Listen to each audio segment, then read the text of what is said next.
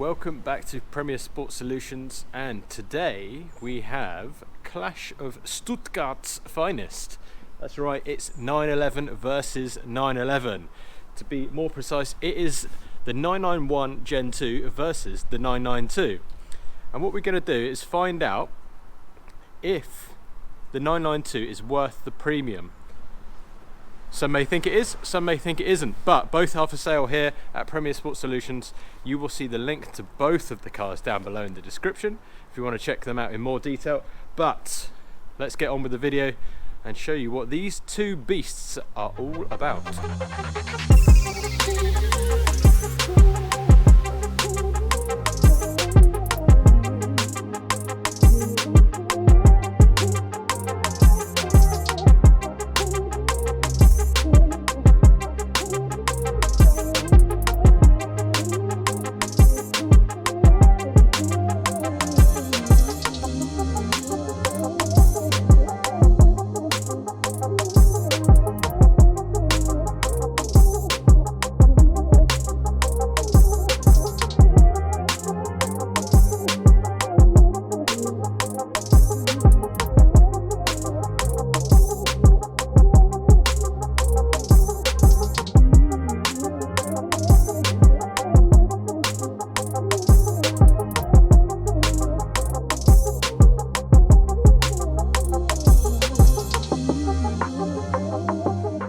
Okay, right, aboard the first car. This is, if you can't tell, this is the 992. So the biggest changes to these cars is the interior. Outside they have changed it a bit, but typical to 911s, they look pretty much the same to the untrained eye. But inside is where the 992 has had some big changes. Center console is different. You have a much larger infotainment screen, and the dials, although you keep the analog dial in the dead center, you have two screens either side, which I'll show you in just a sec, and that shows your speed, your oil temps and all stuff like that, and your fuel gauge. So that is that. So hang on, let's fire it up. Let it warm up a minute and I will give you some stats on these cars. What is the differences in performance, if any? I think there probably will be a difference, but how much? Let's see. Okay, so let's start off with this car as we are in this car. We are talking engine power, 444 brake horsepower. In that one, it has 414 brake horsepower. So 30 odd less. That's fairly noticeable, you would think, on paper. Torque, this car has 391 pounds-foot. That one has 369 pounds-foot. Not a huge amount in those. 0 to 60. This car does it in 3.6 seconds. That car does it in 3.9 seconds, which, to be honest, you won't notice. You're not going to notice 0.3 of a second unless you are Lewis Hamilton. You won't notice that. Fuel consumption on this car is 27 miles per gallon. On that car, it is 36 miles per gallon. That you will notice in your pocket. Tax is the same as well, £145 tax. Even though the emissions of that car are considerably lower, 179 grams per kilometre. This one is 206 grams per kilometre, but it says it's the same. Anyway, right, let's get on a drive. Let's see what they're like. A new gear knob in this, which hopefully you can see from where you are, but new gear knob, which is nice. Although I do believe, let's make sure that I've locked that one before I drive off. Different keys as well, slightly different keys. Obviously the white one is for this car. Actually, that's not obvious at all because they're both white cars, but two keys, very similar. Slight update, so that sort of sets the theme, I think. Let's do what I did with the Aston Martin and AMG GTR video, and that is put them both in sport mode. On both cars, that means just a switch of that dial and you can hear the exhaust spring into life there. Okay, so this one, I should point out, this car is four-wheel drive. So they are both Carrera S, but this is the Carrera 4S, which means you have four-wheel drive. Okay, so that's probably why it's 0.3 of a second to 60 quicker, because it's got the added traction of four-wheel drive. That's probably why it's worse than fuel as well, because it's having to drive two more wheels than the other one. It's lovely in here. I mean, I love Porsches. I will be totally straight with you. One of these cars is my personal car, okay? But I'm selling it, so why not put them on head-to-head? But I won't say which is which, so I'm going to try and be completely impartial. But yes, one of them is mine, but I'm going to not be biased at all, okay? Right, so in here it is very, very nice indeed. It feels very modern. It feels very, the good thing about 911s, I've owned one before.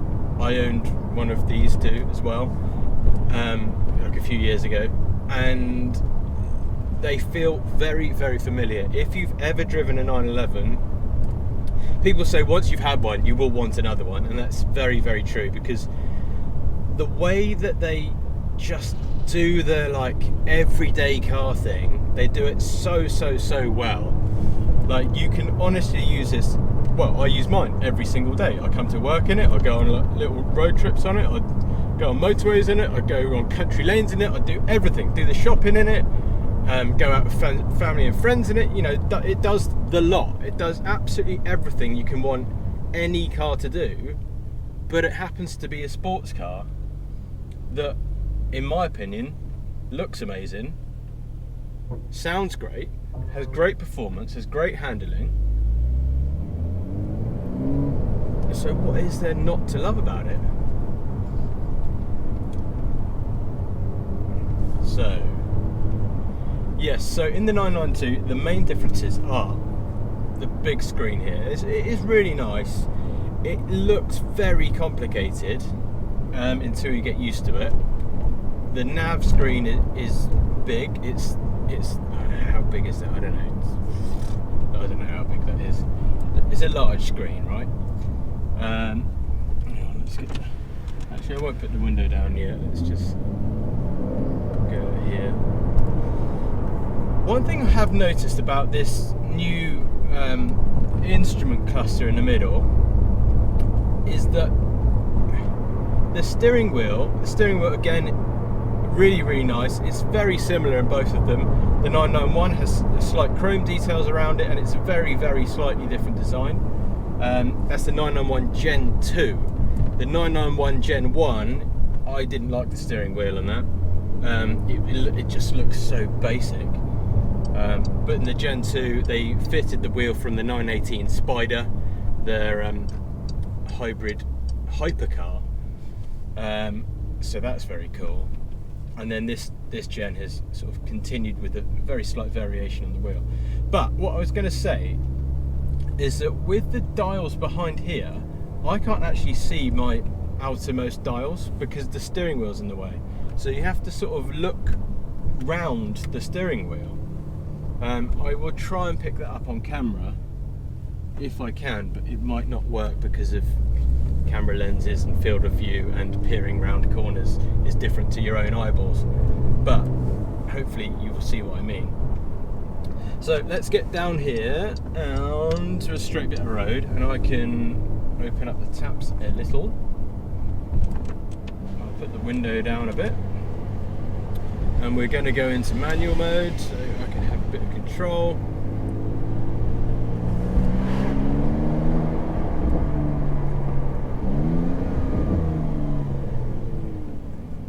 They sound different. Okay, right, so here's some noise. Yeah, that feels really quick. That feels really quick. Wow, that four-wheel drive, Jesus, that makes a difference.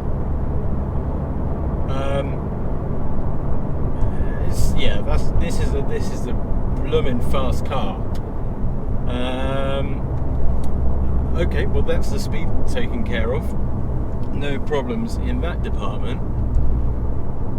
I mean, what else can I say about this car? I mean, to be honest with you, it's all the buttons and stuff are the same. It's got the same features, but they've just changed the switches and the layout of them. This gear knob, what I was just saying, is very nice. I'm not changing my mind. It still is nice, but I'm pretty sure that is the same gear knob that you're going to get on the new Volkswagen Golf, which you will see loads and loads and loads of them on the streets very soon. One of the things that I like about Porsche, or Porsche, as some Porsche enthusiasts call it, it's apparently the way to say it properly, is that everything's kind of bespoke. You don't see their parts in any other cars, and you don't see any other cars' parts in this. But that's different. That is in part of the VAG group, the VW Audi group. They've obviously borrowed that for some reason. Paddles are nice, aluminium paddles on the steering wheel. Yeah, lovely car, very comfortable. One other thing about these two cars is that although they're 2 years apart, and they are obviously two generations, they both have pretty much exactly the same spec list. So they have things like the Porsche sports exhaust on it, on both of them. You have the which you need, by the way, because if you buy one without the exhaust, it just sounds a bit meh. But with the exhaust, it sounds pretty good. They have things like the sunroof, which is actually a pretty rare option, but both of them have it. They both have the Porsche Design Pack, which gives you extra sort of deep splitters and spoilers, and diffuser. There's like quite a lot. I can't think off the top of my head because I'm driving and I can't think. But yeah, they're pretty much identical cars, but the difference in price, okay? Are you ready? The difference in price. These are both used cars. This is a 2019 car. The other car is a 2017 car. This one has done 6,500 miles. The other one has done 8,500 miles. So mileage negligible. There's hardly anything in the mileage. But the price, I'm just going to hit you with it. £30,000. That's a lot of money. £30,000 could buy you a previous shape early Range Rover Sport. It could buy you a BMW M3. It could buy you a BMW M4 or M2. It could nearly buy you a Mercedes C63. It could buy you a deposit on a house. It could buy you a small fishing boat. I don't know, it could buy you a world tour in first class. So, and just in case you're wondering, £30,000, because obviously most people buy their cars monthly now, right? So £30,000 equates to round about £500 a month.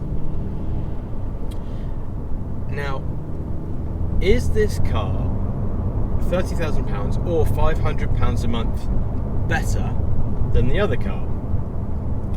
Well, I suppose what we need to do is jump in the other car and find out. So, over to me in the other car. Okay, into the 991 Gen 2. let it warm up just a touch.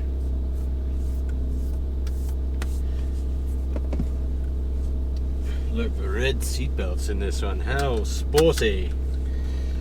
So yes, like I was saying, it has many of the same features in that car as it has in this. Sunshine roof, you've got a dedicated exhaust button down here for the valves. You can do it on that one, but you have to go into the computer, which is a little bit confusing sometimes. Make sure I've got the radio turned off so I don't have any copyright issues. Into sport mode, there's the exhaust opening up. Let's go for a little drive. Right then, okay, aboard the 991. So, in here, first impressions, what can I tell you? Well, I can tell you to my ear anyway, I don't know if you can pick it up on the camera, but the exhaust is a bit louder, and there is definitely more pops and bangs, cracks from the exhaust, which sounds very sporty when you come off the gas or when you change up gears. Aluminium paddles again on this car, and like I was saying, the steering wheel is slightly different because it has different chrome and things instead of all black. So let's do exactly the same route and see what is what. Infotainment system on this car is really nice. It's a step up from the Gen 1 991, which to be honest wasn't great. It looked nice, it looks pretty much the same, but the actual interface on this is much better. Touchscreen is really fluid, really like fast to touch. You can have different screens, the map's really nice. You've got obviously all the other things that you would expect in a modern car, Bluetooth, etc. Got my heated seat on. Let's turn that off. So yes, this one is a two-wheel drive car. So on days like today, where it is 6 degrees outside, just about 6 degrees outside, and the road is damp, this is a bit more lively, which is fun, right? So it's all very well going, having loads of grip, but it's fun when you can feel the car move around underneath you. I think anyway, that's part of having a sports car. And you kind of want it to do it at lower speeds, because then you don't really run out of talent that much, because you can drive it like a little bit squiffy and you're not going like 200 miles an hour. So let's take this little road, which I seem to like this little test route now. Might change my test drives to this route. And we will put the window down just a little bit so I don't get a freezing cold head. You can hear the turbos in this one way more. Let's go across into manual.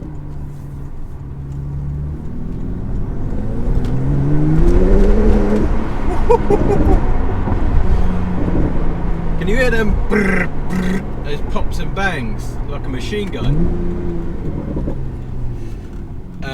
Also, you may have noticed that I lost a lot of traction coming out of that corner,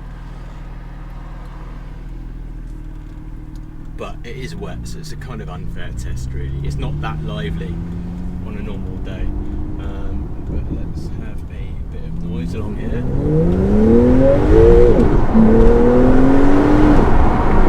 Yes, very fast indeed. But yeah, like I said, when I've put my foot down in the other car has four-wheel drive, so instantly you're off. This one, you have to sort of feather that throttle and really do it yourself, drive it yourself, and you can feel that back end squirming. It doesn't want to put the power down, but at the same time the traction control doesn't step in when it does a tiny bit, but only if you're really in trouble. But when you're driving like that, it doesn't. It lets you be the driver, and that is enjoyable. That's what you want to drive. These are drivers' cars, right? That's in sport mode. Sport Plus is just a little bit more. Again, on days like today, I wouldn't recommend it.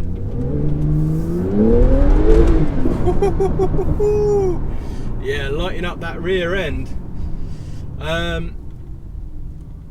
Yes, straight away, if you're talking about fun, this one wins. The four-wheel drive is handy if you live in Scotland or somewhere where it's likely to snow, and you drive your car all year round. But like, if you do that, you probably just buy a Range Rover or another 4x4. This is the more fun car. So, can I see little bits of dust in here? Can I see £30,000 worth of difference? Well, to be honest, no.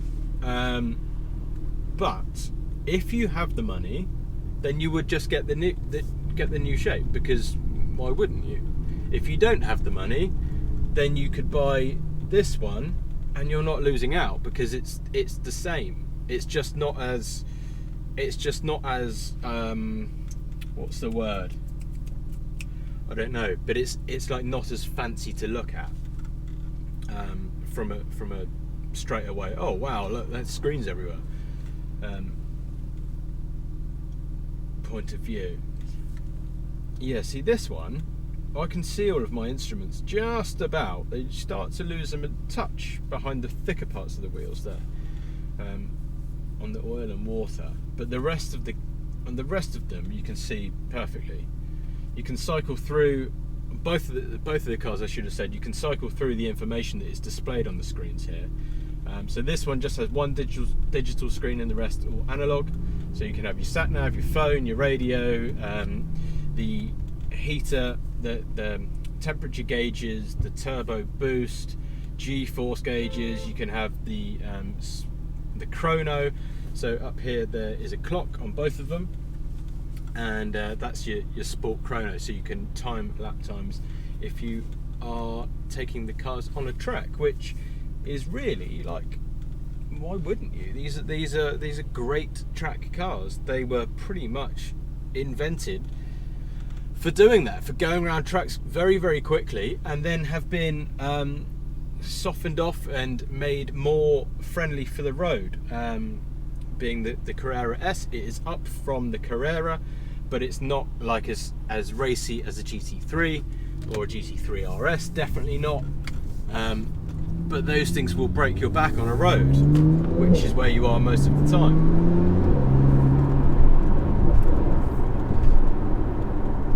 Hopefully you can tell that they sound different through the camera. You might not be able to, but they do sound different, which is strange. Yeah, I mean, that's it really. That is the conclusion, that if you can afford the newer one, buy the newer one. If you want to save £30,000 and do something else with it, or save yourself £500 a month, buy this one. Honestly, I mean, I know it's a bit of a predictable outcome, but that's what it is. If I had to point you in one direction without being biased, because obviously one of them is mine, that I can say that this car is more fun for someone that wants to drive it hard and get the rewards from feeling that experience when you drive a really nice sports car. The other car, fantastic for every day, perhaps more practical, living in England where you have bad weather,